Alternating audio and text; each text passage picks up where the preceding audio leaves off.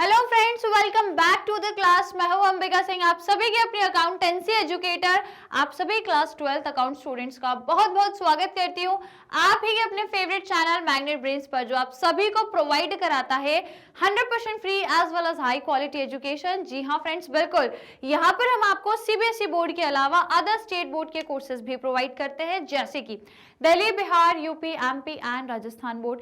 English medium के courses आपको मिल जाएंगे, जो हम आपको क्लास केजी से लेकर के क्लास 12th तक प्रोवाइड कराते हैं। Apart from that, we are also providing you the Hindi medium courses from class 6 to class 12th, और वो भी कहाँ पर, हमारे मैग्नेट ब्रेन्स के एक सेपरेट हिंदी मीडियम चैनल पर। ठीक है, तो वहां जाकर जरूर आप चेक करिएगा। और यदि मैं बात करूं ई बुक्स और ई नोट्स की, तो वो भी आपको मिल जाएंगे, जो हम आपको अपने ही चैनल से प्रोवाइड करते हैं। राइट, तो यदि आप लोगों को अवेल करना है तो उसके लिए क्या करना होगा, नीचे जाना है डिस्क्रिप्शन बॉक्स में, तो उसमें आपको एक लिंक मिलेगी, उसको जाकर के यदि आप क्लिक करोगे देन आप आराम से ई बुक्स और ई नोट्स को अवेल करके लर्निंग कर सकते हो, पढ़ाई वगैरह बढ़िया से कर सकते हो। ठीक है ना। और यदि मैं बात करूं चैनल की, तो आप सभी जानते हैं कि इंडिया का number 1 free online learning platform the one and only magnet brains, जो आप लोगों को full and complete organise course provide कराता है, और वो भी एब्सोल्युटली फ्री ऑफ कॉस्ट में। जी हाँ बिल्कुल, यहाँ पर हम आपको हर एक सब्जेक्ट के, हर एक चैप्टर के, हर एक टॉपिक का डिटेल एक्सप्लेनेशन प्रोवाइड कराते हैं, शुरू से लेकर लास्ट तक। काफी सारे हम लोग टॉपिक वाइज क्वेश्चंस भी सॉल्व कराते हैं, एमसीक्यू, एजर्शन रीजन हो या फिर इंपॉर्टेंट क्वेश्चन, सारी चीजें हम आप लोगों को अपने ही चैनल से प्रोवाइड करते हैं। और आपको इस चीज के लिए कोई फीस, कोई पेड सब्सक्रिप्शन या कोई भी चार्जेस पे करने की जरूरत नहीं है। हर एक चीज आपको हमारे चैनल से फ्री ऑफ कॉस्ट में प्रोवाइड कराई जाती है। एक पूरा कंप्लीट पैकेज है, जहां पर आपको पूरा कोर्स कंप्लीट कराया जाता है, और वो भी कंप्लीट कोर्स, और वो भी काफी सारे प्रैक्टिस क्वेश्चंस के साथ, और वो भी फ्री ऑफ कॉस्ट में। तो यदि आप भी उन्हीं स्टूडेंट्स में से हैं जो घर बैठे बैठे ऑनलाइन एजुकेशन लेना चाहते हो, वो भी बेस्ट क्वालिटी में, और वो भी फ्री ऑफ कॉस्ट में, तो जरूर आपको फिर हमारे चैनल से जुड़े रहना चाहिए, जिसके लिए आपको चैनल को सब्सक्राइब करना है और कुछ नहीं करना है। तो जिन भी स्टूडेंट्स ने अभी तक चैनल नहीं करा है सब्सक्राइब, गाइस जल्दी से फटाफट से चैनल को जरूर सब्सक्राइब करें, और आज के इस पर्टिकुलर सेशन को लाइक एंड शेयर करना है। तो मैं सभी स्टूडेंट्स को बोलूंगी जल्दी से लाइक, शेयर एंड सब्सक्राइब करिए। ऑलराइट, तो फिर स्टार्ट करने सेशन को, जल्दी से शुरू करते हैं आज की क्लास को। तो जैसा कि आप सभी जानते हैं my dear class 12th account students, हम लोग अपना चैप्टर नंबर 9 पढ़ रहे हैं, जिसका नाम है company accounts, that is issue of debentures. ठीक है, तो यहाँ पर ऑलरेडी हम लोगों ने दो बहुत ही महत्वपूर्ण जो टॉपिक थे वो कंप्लीट कर चुके हैं, that is issue of debenture for cash, exercise के question, concept, everything is done. उसके बाद दूसरा हमने देख लिया था issue of debenture for consideration other than cash, same here also, concept and exercise questions all are done. Finally अब हम आ चुके हैं तीसरी कैटेगरी में, जहां पर हम डिबेंचर को इशू करते हैं एज अ कोलेटरल सिक्योरिटी। ये नया है, मैंने आपको पहले भी बताया है, ये एज अ कोलेटरल सिक्योरिटी किसी चीज को इशू करना है, स्पेशली डिबेंचर्स को। ये हमने शेयर कैपिटल में नहीं पढ़ा था, है ना। शेयर कैपिटल को क्योंकि हम इशू नहीं करते as a collateral security, but या डिबेंचर्स को आप कर सकते हो। तो ये नया है, पिछले चैप्टर में नहीं पढ़ा है, ये नया अभी तक का देखे तो ये एक नया टॉपिक है। अभी तक के जितने भी पढ़े वो पुराने चैप्टर में हमने पहले भी पढ़ लिए थे, लेकिन अब ये जो चैप्टर है भाई साहब आपका सॉरी ये जो टॉपिक है ये नया है। तो ध्यान से पढ़ना, मैं आपको पढ़ाने वाली हूँ, समझाने वाली हूँ, ध्यान से सुनिएगा, समझिएगा, और फिर हम इसके क्वेश्चंस भी आने वाली क्लासेस में करेंगे, है ना। मतलब नेक्स्ट क्लास में हम लोग इसके एक्सरसाइज के क्वेश्चन भी करेंगे। तो शुरू करें, पहले इसको पढ़ लें भाई साहब, समझ लें अच्छे से, इसको देख लेते हैं कैसे क्या करना है। So as you can see chapter number 9 में हम देख रहे हैं आज issue of debenture as collateral security, कि जब आप एज अ कोलेटरल सिक्योरिटी अपने डिबेंचर्स को इशू करते हो। ठीक है, तो पहले टॉपिक समझेंगे इसका। ठीक है, अच्छे से पहले हम लोग इसका टॉपिक समझ लेते हैं, देन फिर मैं आप लोगों को ये बताऊंगी भी कि यदि डिबेंचर को एज अ कोलेटरल सिक्योरिटी, कोई क्वेश्चन की यदि हम बात करें तो इसमें जो क्वेश्चन आते हैं वो कहां से आते हैं, कि यदि आप डिबेंचर को as a collateral security issue कर रहे हो तो आप बैलेंस शीट में उसे कहां पे शो करोगे, ये हमको उसके रिलेटेड क्वेश्चन करना है। तो वो हम नेक्स्ट क्लास में देखेंगे कि यदि कोलेटरल सिक्योरिटीज आप कोलेटरल सिक्योरिटी के लिए यदि डिबेंचर्स को इशू कर रहे हो तो बैलेंस शीट में कहां शो करना है। लेकिन आज पहले इसका कॉन्सेप्ट जान लो, ये होता क्या है। पहले तो बात यही है कि कोलेटरल सिक्योरिटी क्या होता है, उसके बाद फिर बात की बात आएगी ना। तो कोलेटरल सिक्योरिटी मतलब कोई चीज ऐसी देना किसी को as a security, as a security जब आप किसी चीज को इशू कर रहे हो, that is a collateral security. अब देखो मीनिंग ऑफ कोलेटरल सिक्योरिटी पहले समझते हैं। So collateral security is the security given to the lender in addition to the primary और प्रिंसिपल सिक्योरिटी। हो क्या रहा है यहाँ पे, एक आपका लेंडर है जिससे आपने पैसा बोरो किया है, आपने उधारी पे किसी से पैसा लिया है। अब मैं यहाँ पर एग्जांपल मान के चल रही हूँ, फॉर एग्जांपल कि भाई साहब मैंने ना बैंक से पैसा बोरो किया है, मान लो कि मैंने बैंक से क्या लिया है, लोन। अब बैंक क्या मुझे फ्री में लोन दे देगा? इतना मुझ पे जो मेरा बैंक है वो मुझ पे इतना विश्वास करता है? भाई आजकल की दुनिया में तो अपनों के अलावा मतलब अपने जो मम्मी पापा हैं उनके अलावा विश्वास करने लायक कोई नहीं है। आजकल की दुनिया में सब ऐसे ही है, ठीक है। तो जब दुनिया में कोई ऐसा नहीं है तो फिर भाई बैंक आप पर क्यों विश्वास इतना करके आपको लोन दे देगा? तो बैंक आपको लोन तो दे देगा पर बदले में सिक्योरिटी रखवाता है। आपने भी यदि अपने घरों में भी देखा होगा या कहीं भी कि यदि कोई लोन लेता है तो बदले में उसको कोई चीज एज अ सिक्योरिटी, जिसको हम बोलते हैं मॉर्टेज करना, ठीक है। तो मॉर्टेज के लिए हम क्या करते हैं, कोई सिक्योरिटी दे रहे हैं, जिसको हम यही चीज बोल रहे हैं, राइट। तो क्यों देते हैं? ताकि भाई वो जो लोन हमको दे रहा है सामने वाला, उसको एक सिक्योरिटी फील हो सके, है ना। उसको क्या फील हो सके, एक सिक्योरिटी फील हो सके कि यार कल को पैसा नहीं लौटाया इसने तो कम से कम मेरे पास अपने अमाउंट की भरपाई करने के लिए एक सिक्योरिटी होनी चाहिए, ठीक है। तो देखो पहले इसको थोड़ा सा रीड करते हैं फिर मैं आपको एग्जांपल से बताऊंगी, राइट। तो प्राइमरी और principal security is the security given by the mortgaging the asset. अब देखो आप एक काम करो, पहले समझो, मैं आपको पहले कहानी समझा देती हूँ, एग्जाम्पल समझा देती हूँ, फिर वहां पे थ्योरेटिकली पढ़ेंगे। तो भाई साहब मैंने बैंक से लिया है लोन, राइट। अब देखो बैंक ने मुझे तो लोन दिया, फॉर एग्जाम्पल मैं आपको यदि दूं तो सपोज करो 5 लाख, छोटा सा एग्जाम्पल दे रही हूँ कि आपने बैंक से 5 लाख का लोन लिया। अब आपने बैंक ने आपको दे तो दिया पर बैंक ने बोला कि यार कल को यदि 5 लाख आप हमें नहीं देखो लौटा दिए देन इट इज गुड, है ना। एक तो ये अमाउंट लौटाना पड़ेगा विद इंटरेस्ट, इंटरेस्ट भी जो हर साल या हर महीने के हिसाब से मैं जो भी दूंगी।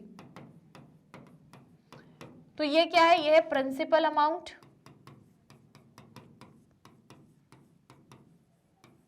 प्रिंसिपल अमाउंट जो 2 लाख है, जो उस एक जिस टाइम पीरियड के लिए मैंने लोन लिया उसके बाद मैं इस अमाउंट को भी पे करूंगी और उसके लिए हर साल जो इंटरेस्ट दे रही हूँ वो अलग है, या हर महीने हर साल जो भी, वो बैंक की टर्म्स एंड कंडीशंस पर डिपेंड करता है। तो विद इंटरेस्ट और प्रिंसिपल अमाउंट में सब कुछ उसे पे करूंगी, राइट। अब बैंक को क्या मुझ पे इतना ट्रस्ट है? नहीं, किसी पर नहीं है बैंक को ट्रस्ट। तो बैंक बोलेगी ठीक है लोन तो दे देंगे पर इसके बदले में आपको कुछ एक सिक्योरिटी रखनी पड़ेगी एज अ मॉर्टेज, जिसको हम बोलते हैं क्या, मॉर्टेज करना। कि आप कुछ, हिंदी में यदि बोलूं तो कुछ चीज गिरवी रख देते हैं, है ना। सुना है गिरवी वर्ड, सुना होगा आपने कि हम कोई चीज बदले में गिरवी रख देते हैं, मॉर्टेज जिसको हम कहते हैं। तो आपने क्या किया है, बैंक से लोन लिया इतने का और बदले में आपने क्या दे दिया है बैंक को, आपने बदले में कुछ प्रॉपर्टीज, यदि मैं बोलूं तो सपोज करो मेरी एक बिल्डिंग है, मैंने उसको मॉर्टेज कर दिया। और हमेशा याद रखना कि लोन अमाउंट से ज्यादा की ही सिक्योरिटी रखवाती है बैंक। आप ये मत सोचना लोन 5 लाख का है तो कोई भी 3-4 लाख की सिक्योरिटी रख लेगी, नहीं। लोन अमाउंट से ज्यादा की ही सिक्योरिटी रखती है, जिसको हम बोलते हैं सैंक्शन। एक पर्टिकुलर लिमिट होती है ना, कि उतने तक की आपकी लिमिट है या उतने तक का आप क्या करोगे, किसी भी लोन पे एटलीस्ट आपको इतना अमाउंट मॉर्टेज करना ही पड़ेगा, इतने अमाउंट की कोई भी प्रॉपर्टी एज अ मॉर्टेज आपको रखनी पड़ेगी और वो हमेशा आपके लोन अमाउंट से ज्यादा रहती है। डिपेंड करता है कि वो 10% ज्यादा है, 20% ज्यादा है, वो डिपेंड करता है, ठीक है। तो वो डिपेंड करेगा, लेकिन आप उसको क्या करोगे एज अ मॉर्टेज। मैंने बोला बिल्डिंग को मैं रख रही हूँ एज अ मॉर्टेज या एज अ सिक्योरिटी,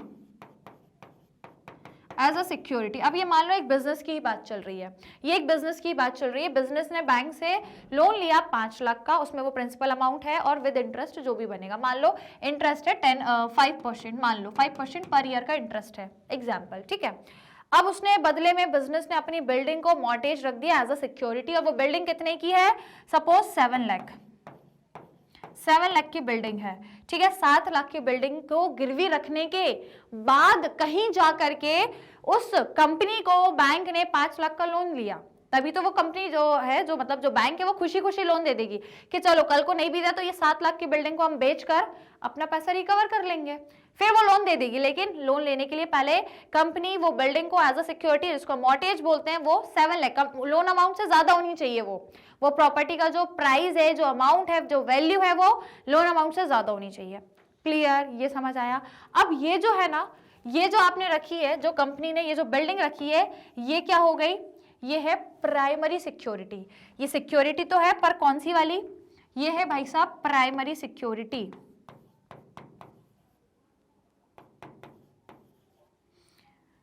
या जिसको हम एक और नाम दे रहे हैं प्राइमरी, कहा गया एक और नाम, हाँ, प्राइमरी या फिर प्रिंसिपल सिक्योरिटी।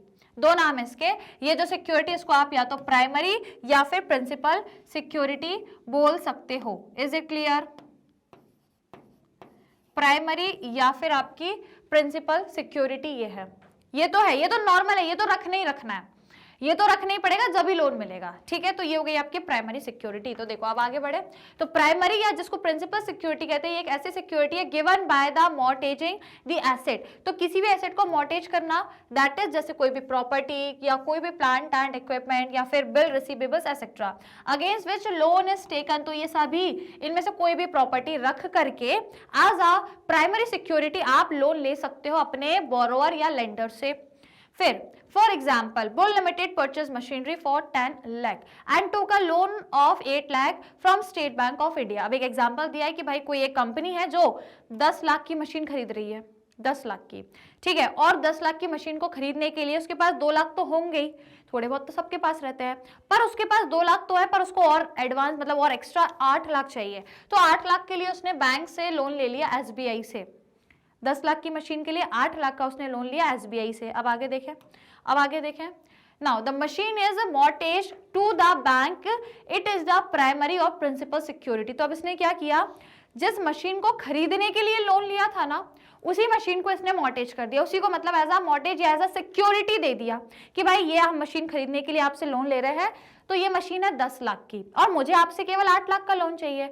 तो क्या होता है, जो चीज आप खरीद रहे हो, यदि आपके पास कोई अदर प्रॉपर्टी नहीं है, तो जो चीज खरीदने के लिए लोन ले रहे हो ना, उसी प्रॉपर्टी को आप एज अ सिक्योरिटी उनको बता सकते हो कि हमने ये मशीन 10 लाख की खरीदने के लिए आपसे लोन लिया है, तो अब आप इसी को प्राइमरी या प्रिंसिपल सिक्योरिटी मान लो कि कल को यदि हम आपको लोन अमाउंट पूरा 8 लाख नहीं लौटा पाए, तो ये मशीन फिर आप ले जाना। आपने भी सुना होगा, कई लोग घर खरीदने के लिए जब लोन लेते हैं, तो वो जो घर होता है ना, उस घर को ही बैंक वालों को एज अ सिक्योरिटी बता देते हैं या उसको एज अ मॉर्टेज रख देते हैं कि हमने घर खरीदा है, मान लो जो भी उसका इंटरेस्ट या जो भी उसका अमाउंट हर जो साल या हर महीने की जो इंस्टॉलमेंट जाती है, तो बैंक से आप फाइनेंस कराते हो घर को, आप बैंक से लोन ले लेते हो और पैसा दे देते हो, ठीक है। अब वो लोन आपको पे करना होता है, धीरे धीरे करके आप इंस्टॉलमेंट पे कर रहे होते हो, हर महीने आपकी वो किस्त जा रही होती है और वो इंटरेस्ट भी जा रहा रहता है आपका, ठीक है। तो अब सिक्योरिटी क्या थी, सपोज आपके पास सिर्फ वो घर ही है जो आपने खरीदा, इसके अलावा आपके पास कोई इतनी की प्रॉपर्टी ही नहीं है।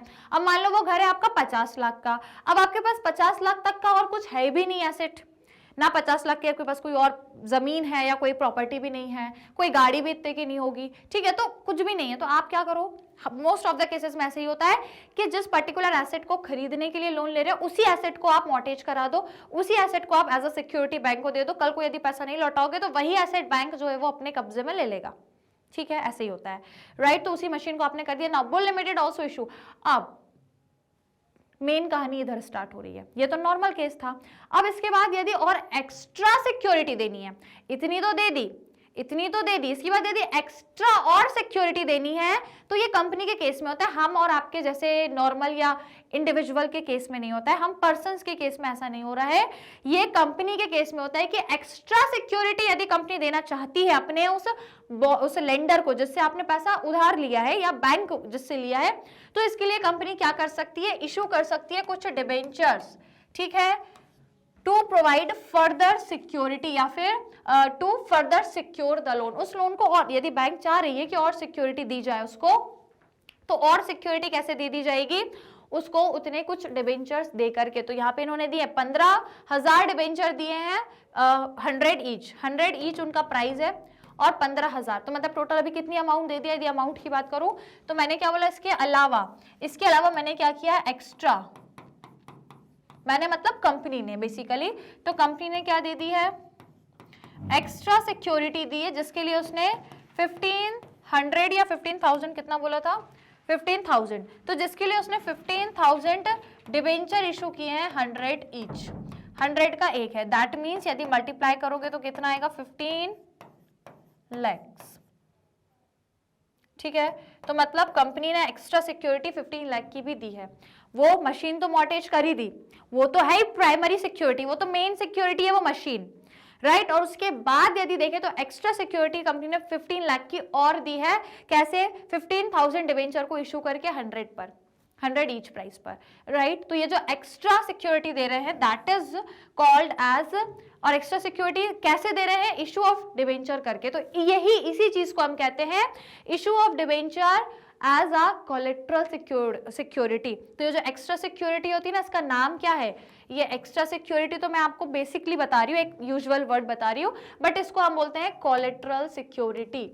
एक हम प्रोफेशनल वर्ड देखें तो वो है आपका कोलेट्रल सिक्योरिटी। तो debentures issued to further secure the loan is collateral security. तो जब हम डिबेंचर इशू करते हैं, डिबेंचर कोई प्राइमरी आपकी सिक्योरिटी नहीं है, आपने ऑलरेडी उस बैंक को एक दूसरी चीज, एक दूसरा एसेट देके पहले ही उसको सिक्योर करा लिया। पर यदि फर्दर और सिक्योरिटी दे रहे हो, ठीक है, फर्दर यदि आप और सिक्योरिटी दे रहे हो, उस लोन को यदि आप और सिक्योर कर रहे हो, तो वो जो आपकी फर्दर आप उस लोन को सिक्योर कर रहे हो वो आपका कोलेट्रल सिक्योरिटी कहलाता है। अभी समझ आ गया, ठीक है, यही है कोलेट्रल सिक्योरिटी, राइट। अब आगे आ जाओ, अब आगे बढ़ते हैं। When the loan is repaid, अब लोन को जब आप लौटा दोगे ना, तो debenture issued as collateral security are return to the company.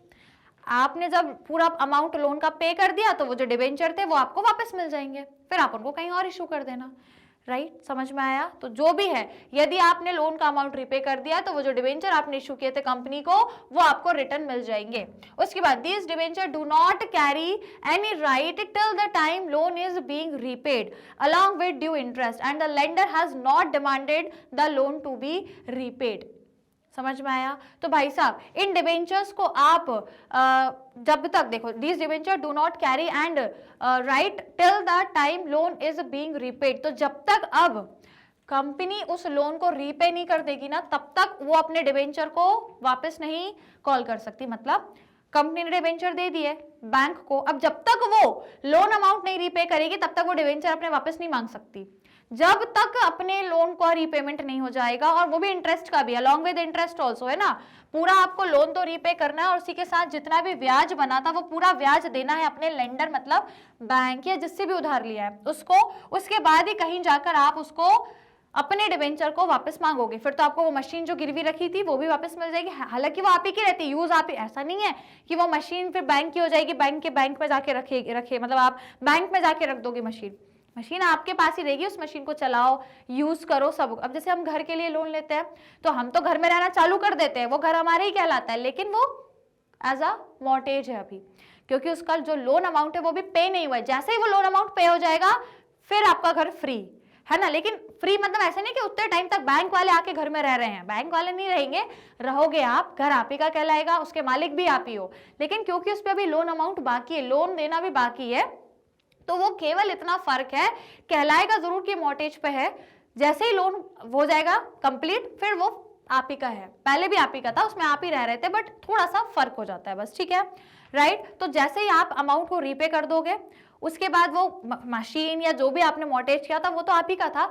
लेकिन उसके साथ वो जो डिबेंचर्स आपने इशू करे थे, वो जो इंस्ट्रूमेंट या वो जो सर्टिफिकेट आपने दिए थे बैंक को या लेंडर को, वो आप रिटर्न में उनसे वापस मांग लोगे, क्योंकि वो जो इंस्ट्रूमेंट है, डिबेंचर जो आपने इशू करे, वो आपके पास नहीं रहते, वो एसेट आपके पास रहता है। जो भी मशीन या जो भी घर आपने गिरवी रखा था वो आप ही के पास था, लेकिन वो जो डिबेंचर इशू करे थे वो आपके पास नहीं थे, वो बैंक वाले के पास रहते हैं।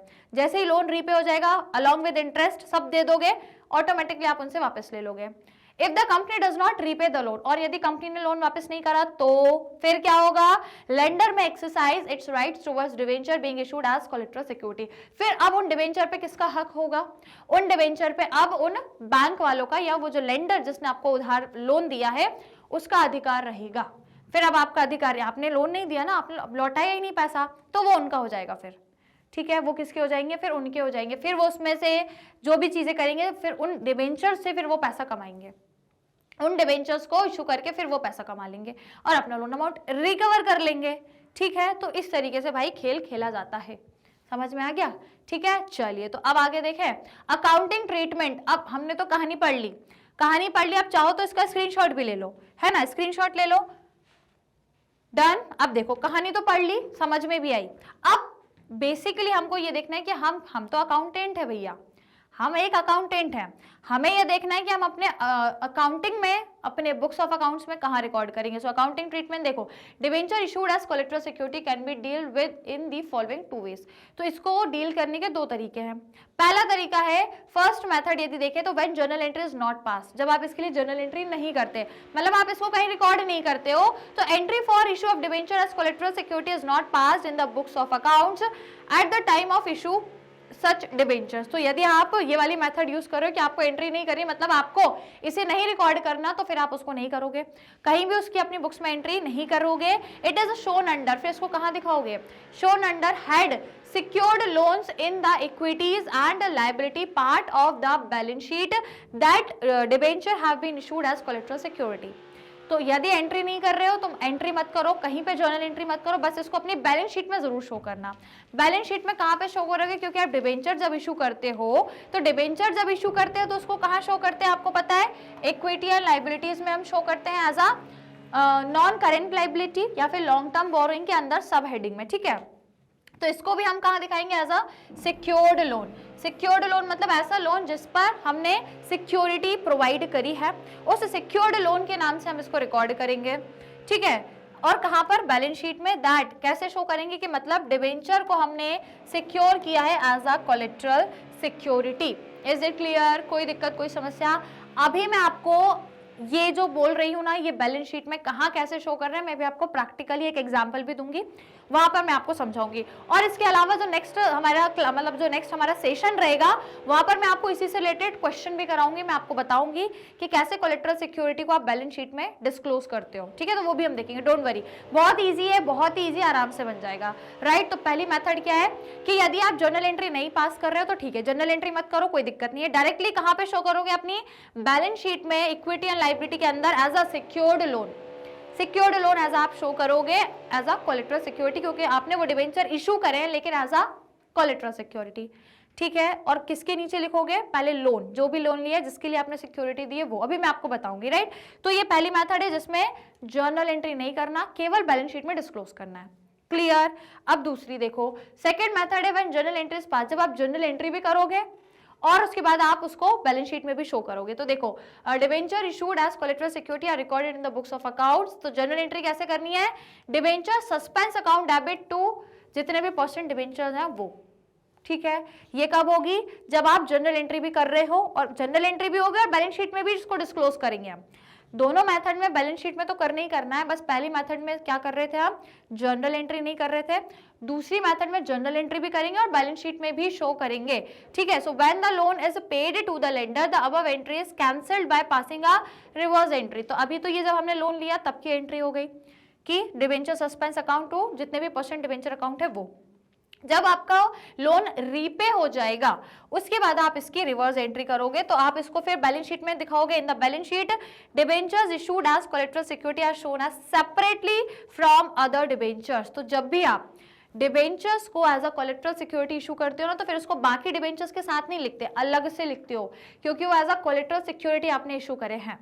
समझ में आया? बढ़िया तरीके से, कोई दिक्कत कोई परेशानी? तो ये हो गए आपकी 2 methods. Is it clear? Right. तो अब देखो, disclosure of debenture issued as collateral security in the balance sheet. तो अब मैं आपको बता रही हूँ कि इसको हमको बैलेंस शीट में कैसे शो करना है। अब देखो, वो 2 मेथड है।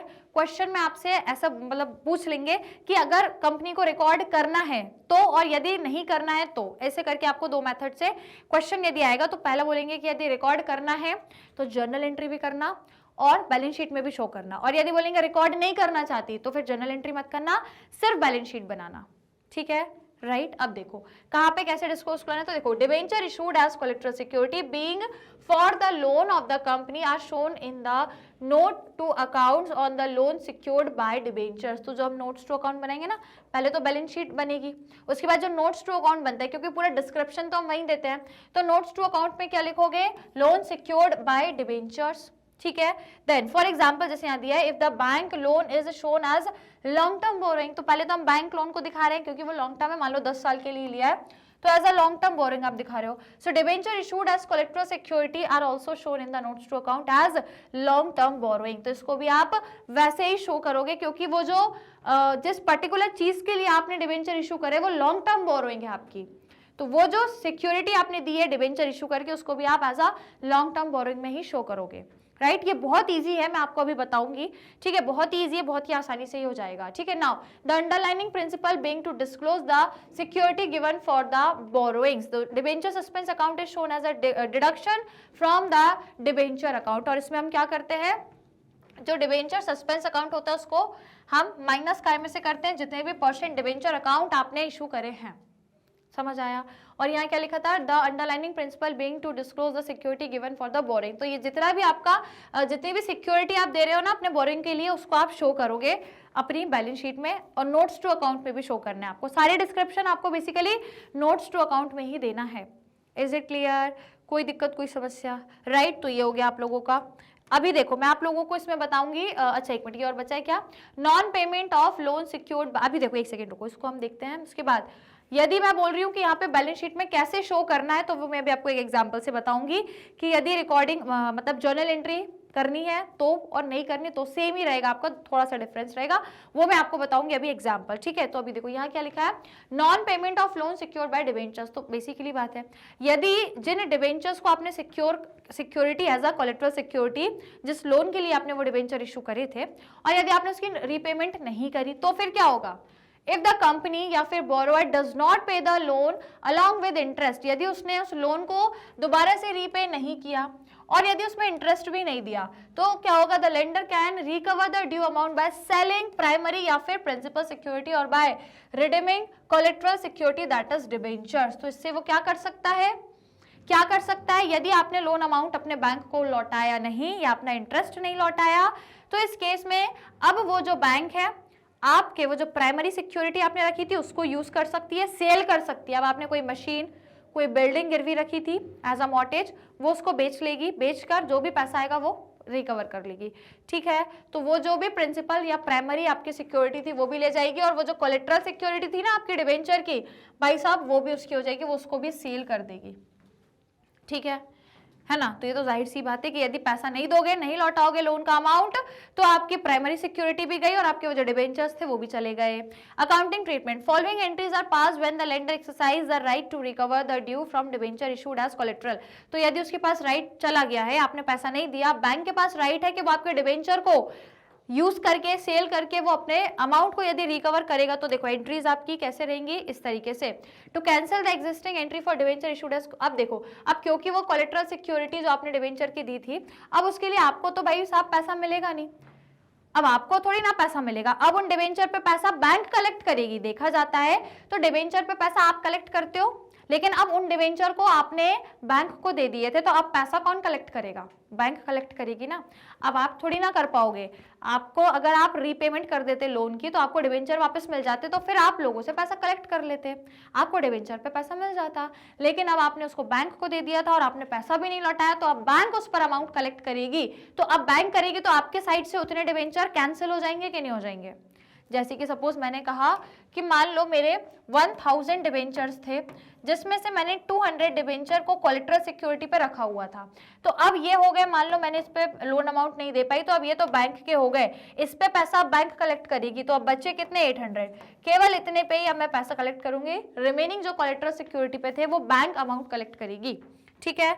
अब देखो एंट्री क्या होगी, जितने भी % डिबेंचर अकाउंट है वो डेबिट हो जाएंगे to debenture suspense account, loan being converted into debenture. अब उस लोन को अपने जो बैंक है उसने क्या मान लिया, डिबेंचर में कन्वर्ट कर दिया, तो loan account debit to outstanding interest, क्योंकि आपने वो इंटरेस्ट पे नहीं करा, ठीक है, टू डिबेंचर अकाउंट, राइट। ना आपने उस लोन को पे करा, ना उस पे जो इंटरेस्ट था वो पे करा, तो ये दोनों पे करना था, नहीं करा, दोनों को डेबिट कर दो।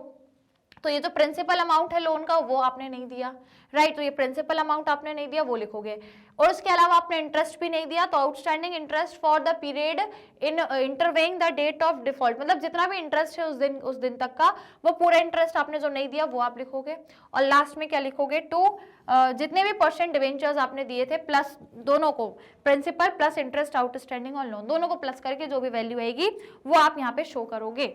इज इट क्लियर, यहाँ तक की दोनों एंट्री समझ में आएंगी सभी को, कोई दिक्कत कोई परेशानी, अब मैं आपको एग्जाम्पल बताती हूँ कि हम इसको शो कैसे करेंगे। जो हम लोग कोलेटरल सिक्योरिटी के लिए जब डिवेंचर इशू करते हैं तो इसको बैलेंस शीट में कैसे डिस्क्लोज करना है वो मैं अब आपको बताती हूँ। ये सारी चीजें तो हो गई हमारी, है ना, और मैंने आपको ये एंट्री भी बता दी। अब आ जाओ, मैं आपको एग्जाम्पल में बताती हूँ, एक जनरल सा आपको एग्जाम्पल दे रही हूँ कि सपोज आप यदि डिवेंचर इशू कर रहे हो एज अ कोलेटरल सिक्योरिटी, तो आप उसको बैलेंस शीट में कैसे शो करोगे। तो एक एग्जाम्पल ले लो, सपोज ये है आपकी बैलेंस शीट, आप बैलेंस शीट बना रहे हो, उसमें सबसे पहले नंबर 1 आप क्या लिखते हो, इक्विटी, इक्विटी एंड लायबिलिटी, ठीक है, ये हम लिखते हैं जिसमें नंबर 1 सबसे पहले हम क्या लिखते हैं, हमारी जो नॉन करेंट लायबिलिटी होती है, क्योंकि डिबेंचर यदि मैं बोल रही हूँ लॉन्ग टर्म का डिबेंचर है तो, और यदि शॉर्ट टर्म का होगा तो करेंट लायबिलिटी में लिखेंगे। वो डिपेंड करता है क्वेश्चन में आपको जो डिबेंचर दिया है वो लॉन्ग टर्म है या शॉर्ट टर्म है। तो अभी अपन सपोज करें वो लॉन्ग टर्म डिबेंचर है तो उसको हम कहाँ पे शो करेंगे, नॉन करेंट लायबिलिटी में, ठीक है। ये नॉन करेंट लायबिलिटी है आपकी, जिसमें आपने लिखा है आपके डिबेंचर, और वो काय में आते हैं, सब हेड क्या लिखते हैं हम लोग, लॉन्ग टर्म बोरोइंग। तो यहाँ पे हम सब हेडिंग में क्या लिखेंगे, लॉन्ग टर्म बोरोइंग, ठीक है। तो इस तरीके से ये बैलेंस शीट में हम शो करते हैं।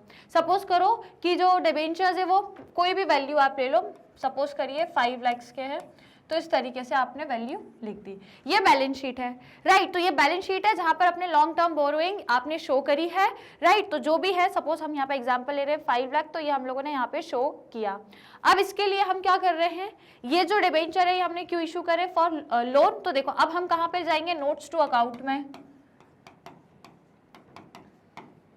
नोट्स टू अकाउंट में अब हम कैसे लिखेंगे, सबसे पहले number a long term borrowing, long term borrowing. Suppose करो आपका कोई भी लॉन्ग टर्म का लोन है, तो सबसे पहले आप वही लिखोगे ना, लॉन्ग टर्म लोन। तो मैंने बोला आपका जो लॉन्ग टर्म लोन है वो है 6 लाख, सपोज करो कितने का है, 6 लाख का आपका लॉन्ग टर्म का लोन है। ये जब बता रही हूँ जब आप जर्नल एंट्री यदि नहीं करते हो, तो पहली वाली मेथड देखो, 2 मेथड थी, पहली वाली ने क्या बोला था कि यदि जर्नल एंट्री नहीं कर रहे हो तो बैलेंस शीट में कैसे लिखना है, और यदि जर्नल एंट्री भी कर रहे हो तो कैसे लिखना है, राइट। तो जर्नल एंट्री यदि हम नहीं कर रहे हैं तो इस केस में हम इस तरीके से लिखेंगे बैलेंस शीट में, और जो हमारा नोट्स टू अकाउंट रहेगा उसमें हम लिखेंगे अपने जो भी लोन है आपका लॉन्ग टर्म लोन, और उसके नीचे क्या लिखोगे, जितने का भी आपका लोन है नीचे क्या लिखोगे, सिक्योर्ड, या फिर आप लिख सकते हो सिक्योर्ड बाय इशूइंग, चलो मैं यहाँ लिख ही देती हूँ, सिक्योर्ड बाय इशूइंग, कितने भी परसेंट आप सपोज कर लो कि चलो 500 12% डिबेंचर एट 100 ईच। तो इस तरीके से आप यहाँ पे लिखोगे और नीचे लिखोगे एज अ कोलेट्रल सिक्योरिटी, ठीक है। तो ये यदि आपने लिखा तो आपके कितने हो गए, 500 है और ये 100 का एक है, तो टोटल आपका कितना हो गया, ये 50,000, राइट। तो ये आपका, ये मैंने एग्जांपल, ये यहाँ पे नहीं आएगा, यहाँ पे 50,000 आएगा, ठीक है। तो आपका कितना आएगा 50,000, ये भी 50,000 आएगा। फिर is it clear to all, समझ में आया, कोई दिक्कत कोई परेशानी, किसी को बढ़िया तरीके से क्लियर हुआ। तो यहाँ पे हमने क्या शो किया, ये जस्ट एक इमेजिनरी मैंने आपको वैल्यूज बताई है। अब आपका लोन जो है लॉन्ग टर्म लोन, ये कितने का भी हो सकता है, अभी क्वेश्चन में दिया रहेगा हालांकि, ठीक है। तो ये कितने का भी होगा, आप सपोज कर लो वो है 40,000 का, मान लो वो 40,000 का है, राइट। तो हमको यहाँ पे लिखने की जरूरत नहीं है वो कितने का है, हम बस यहाँ पे ये शो कर रहे हैं कि उस पे जो डिबेंचर इशू किए हैं वो कितने हैं एज अ कोलेट्रल सिक्योरिटी। तो आप जाना बैलेंस शीट में इक्विटी एंड लायबिलिटी लिखोगे, नॉन करेंट लायबिलिटी के अंदर लॉन्ग टर्म बोरोइंग लिखोगे 50,000, जिसके लिए आपने कोलेट्रल सिक्योरिटी दी है कितने की, 50,000 की, वो वैल्यू आपने वहाँ पे लिखी हुई है, राइट। तो long term borrowing, long term loan हम लिखेंगे, उसके बाद secured by issuing 500 12% debenture at 100 each as a collateral security, 50,000 हो गया, 500 multiply by 100। Is it clear, बताओ कोई दिक्कत कोई समस्या। अब ये तो हो गई जबकि कि जब आपको वो नहीं करना है, जर्नल एंट्री नहीं करना, चाहो तो स्क्रीनशॉट ले लो कि लिखना किस तरीके से, चाहो तो आप लोग स्क्रीनशॉट ले सकते हैं फटाफट से। डन, ले लिया सभी ने स्क्रीनशॉट, चलो, तो अब मैं आपको बता रही हूँ कि यदि आप जर्नल एंट्री भी कर रहे हो तो फिर क्या करना है, एज इट इज एंट्री रखनी है। यहाँ पे तो एज इट इज एंट्री होगी भाई साहब, यहाँ पर भी एज इट इज होगी। बस एक चीज और हो जाएगा कि यहाँ पे आप क्या करोगे, जो आपने डिबेंचर सस्पेंस अकाउंट बनाया था ना उसको लेस कर देना। जैसे कि सपोज मैं आपको बताती हूँ, आपको करना क्या है, जो आपके लॉन्ग टर्म लोन है जितने भी अमाउंट का है सबसे पहले आप वो लिख लोगे, जितने का भी है आपका। सपोज जैसे कि for example long term loan मैं आपको यहाँ पे बताती हूँ, आपने बोला कि जो लॉन्ग टर्म लोन है वो है 40,000 का, ये आपको लिखना रहेगा कि 40,000 का लॉन्ग टर्म लोन है और इसके लिए हमने सिक्योरिटी इशू करी है। तो यहाँ पे लिखेंगे सिक्योरिटी कितनी के लिए इशू किया हमने, 50,000, इस तरीके से लिखना है। और यहाँ पे आप लेस क्या करोगे, डिबेंचर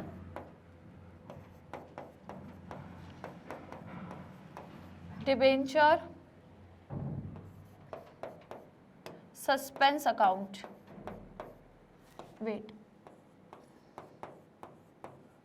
डिबेंचर सस्पेंस अकाउंट, इस तरीके से लिखना है। और कितना, वही 50 आप 50,000 माइनस कर दोगे तो ये दोनों आपस में माइनस होंगे तो वैल्यू बराबर मतलब नील आ जाएगी। तो यहाँ पे आपका कितना आएगा, 40,000 जो लोन अमाउंट है वो निकल कर आ जाएगा। इस तरीके से करना है।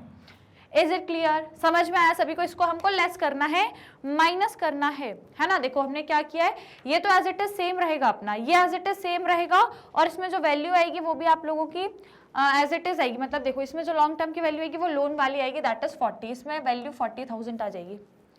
जो पहले जब हमने जर्नल एंट्री नहीं करी थी उसमें हम लोन अमाउंट में वैल्यू नहीं लिख रहे थे, जो डिबेंचर्स इशू किए थे उसका अमाउंट लिख रहे थे, दैट इज 50,000। यहाँ पे भी वही लिख रहे थे क्योंकि उतने के डिबेंचर इशू करे थे और यहाँ पे भी सिर्फ वही लिख रहे थे। लेकिन जब जर्नल एंट्री कर रहे हो तो फिर जितने का लोन है उतना लिखो। मैंने बोला मान को चलो 40,000 का लोन है वो लिख दिया हमने। उसके बाद जितने का अगेन यहाँ पे नोट्स टू अकाउंट में फिर से लिखेंगे वो लोन का अमाउंट। उसके बाद सिक्योर हमने करा है 5,000 के डिबेंचर से और माइनस डिबेंचर सस्पेंस अकाउंट 50,000, दोनों को आपस में माइनस कर देंगे तो कितना होगा, 50,000 माइनस 50,000 जीरो, तो वहां जीरो हो गया। तो 40,000 नीचे बैलेंस आपको 40,000 आ जाएगा। इस तरीके से शो करना है यदि जर्नल एंट्री कर रहे हो तो, और नहीं कर रहे हो तो वो पहले वाली जो मैंने अभी बताया दोनों के स्क्रीनशॉट ले लो। पहले वाले का ले लिया, अब जल्दी से इसका भी आप लोग स्क्रीनशॉट ले लो फटाफट। डन। तो ये तो मैंने आपको नॉर्मल सिंपल सा फॉर्मेट बताया है। अभी इसके क्वेश्चन भी हम करेंगे लेकिन हम नेक्स्ट सेशन में, अगले सेशन में मैं आपको इससे रिलेटेड क्वेश्चंस लेकर आऊंगी, हम उसको सॉल्व करेंगे और फिर आपको और अच्छे से पता लग जाएगा कैसे क्या बैलेंस शीट आपको बनानी है और नोट्स टू अकाउंट में कैसे इसको शो करना है if you are issuing debentures as collateral security. Is it clear? Right. चलिए, तो ये हो गया स्टूडेंट्स आज का हमारा सेशन, जहां पर हमने देख लिया कि यदि हम डिबेंचर इशू कर रहे हैं एज अ कोलेटरल सिक्योरिटी तो उसका मीनिंग वगैरह क्या है, कैसे एंट्री करना है और उसको कैसे बैलेंस शीट में डिस्क्लोज करना है। So I hope it is clear to you. यदि सेशन पसंद आया है तो लाइक शेयर सभी लोग कर दे। मैं सभी स्टूडेंट्स को बोल रही हूँ फटाफट से लाइक एंड शेयर कर दीजिएगा और चैनल को सब्सक्राइब कर देना। राइट। तो इसी तरीके से अभी हम लोग और भी कॉन्सेप्ट पढ़ेंगे, लेकिन हाँ नेक्स्ट सेशन में मैं आप जो आज पढ़ाया जो कॉन्सेप्ट कोलेटरल सिक्योरिटी वाले इसके क्वेश्चंस लेकर आऊंगी और हम लोग फिर से सीखेंगे कि बैलेंस शीट में कैसे डिस्क्लोज किया जाता है। सिंपल क्वेश्चन रहेंगे, बस आपको बैलेंस शीट में collateral security as a collateral security यदि आप डिबेंचर इशू कर रहे हो तो कैसे डिस्क्लोज किया जाता है, क्वेश्चन यहीं से आते हैं। तो उसकी हम लोग नेक्स्ट क्लास में प्रैक्टिस करेंगे, क्वेश्चंस को सॉल्व करेंगे। तो राइट, जुड़े रहिएगा, डेली क्लासेस में आपको बने रहना है, चैनल से सभी को कनेक्टेड रहना है। मैग्नेट ब्रेन से जो एक ऐसा चैनल, एक ऐसा प्लेटफॉर्म है आप सभी को प्रोवाइड कराता है 100% free as well as high quality education. जी हाँ फ्रेंड्स, बिल्कुल। यहाँ पर हम आपको सीबीएसई बोर्ड के अलावा अदर स्टेट बोर्ड के कोर्सेज भी प्रोवाइड कराते हैं, जैसे कि दिल्ली, बिहार, यूपी, एमपी और राजस्थान बोर्ड, वैदिक maths crash course, spoken English के कोर्सेज भी आपको हम लोग एब्सोल्युटली फ्री ऑफ कॉस्ट में प्रोवाइड कराते हैं। कोर्सेज देखना है तो यूट्यूब चैनल पर जाके यदि आप सर्च करोगे तो आपको हर एक सब्जेक्ट की हमारे चैनल पर प्लेलिस्ट बनी हुई है, जहाँ पे उस सब्जेक्ट के हर एक चैप्टर, हर एक टॉपिक का आपको डिटेल एक्सप्लेनेशन जरूर मिलेगा। तो जाकर के एक बार चैनल को सब्सक्राइब जरूर कर लेना। इसके अलावा हमारा मोबाइल ऐप भी है, हमारी वेबसाइट भी है जिस पर आपको complete course absolutely free of cost में मिल जाएगा। ऑल राइट, ठीक है। और हाँ, यदि मैं बात करूं ई बुक्स और ई नोट्स की तो भाई साहब उसके लिए आपको लिंक दिया हुआ है नीचे डिस्क्रिप्शन बॉक्स में, आपको जाकर चेक करना है और फिर आप आराम से ई बुक्स और ई नोट्स को अवेल करके भी स्टडी कर सकते हो। And if you are using other social media platform like YouTube, Facebook, Instagram, Twitter, WhatsApp, तो आप हमें वहां पर भी फॉलो करके अपनी लर्निंग को और भी इंटरेस्टिंग और भी अमेजिंग बना सकते हैं। तो फिलहाल जल्दी से क्या करना है, हमें यहाँ पर इन सोशल मीडिया प्लेटफॉर्म्स पर फॉलो करना है, आज के सेशन को लाइक एंड शेयर करना है, चैनल को सब्सक्राइब भी जरूर करना है। ऑलराइट गाइस, तो चलिए फिर मिलेंगे नेक्स्ट वाले सेशन में भी. See you guys again in the next session with some questions. So till that take care and keep learning.